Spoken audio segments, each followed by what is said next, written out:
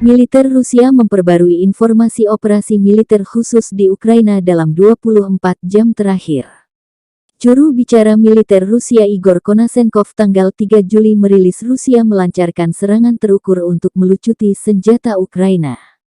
Serangan presisi tinggi yang diluncurkan pasukan Dirgantara di dekat bagian timur Kharkov menghancurkan pangkalan sementara Brigade Pertahanan Teritorial Terpisah ke-127.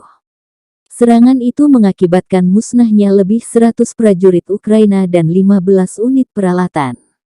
Masih di wilayah Kharkov hingga 120 orang dieliminir oleh serangan yang diluncurkan Angkatan Udara Rusia di pangkalan tentara bayaran asing. Sementara satu unit resimen serangan terpisah ke-5 Brigade Terpisah Pertama Presiden Ukraina dieliminasi di dekat Spornoye, Republik Rakyat Donetsk. 18 militan Ukraina tewas, 2 dari mereka telah menyerah, dan sisanya memilih melarikan diri, kata Igor Konashenkov dikutip Tribun Timur hari ini.